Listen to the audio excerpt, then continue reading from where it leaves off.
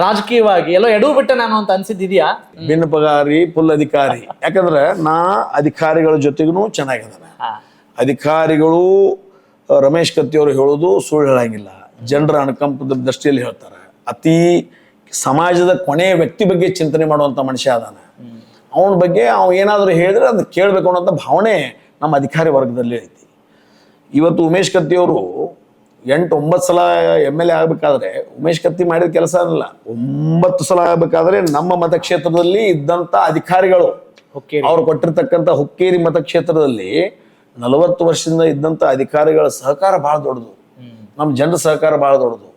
ಮತ್ತು ನಾವು ಚುನಾವಣೆಯನ್ನು ಹೆಂಗೆ ನೋಡ್ತೀವಿ, ಈಗ ಮುಸಲ್ಮಾನರು ಒಂದು ಹಬ್ಬ ಇರ್ತದೆ ಮೊಹರಂ ಅಂತ, ಒಂದು ವಾರ ಹಂಗೆ ಅಷ್ಟೇ. ಒಂದು ವಾರ ಆದ ಕೂಡಲೇ ಬೇರೆ ಪಾರ್ಟಿ ಕಾಂಗ್ರೆಸ್ ವೋಟ್ ಹಾಕಿದವನು ಕೆಲಸ ಮಾಡ್ತೀವಿ, JDS ಹಾಕಿದವನು ಮಾಡ್ತೀವಿ, BJP ಹಾಕಿದವನು ಮಾಡ್ತೀವಿ, ಮುಸ್ಲಿಂ ಕಿಂಗ್ ಹಾಕಿದವನು ಮಾಡ್ತೀವಿ, ಎಲ್ಲೇ ಹಾಕಿದ್ರು ಮಾಡ್ತೀವಿ. ಅವ್ನು ಮನುಷ್ಯನಾಗಿ ಬಂದು ನಂಬಿಕೆ ಇಟ್ಟು ಮನೆ ಬಾಗಿಲಿಗೆ ಬಂದಿರ್ತಾನೆ.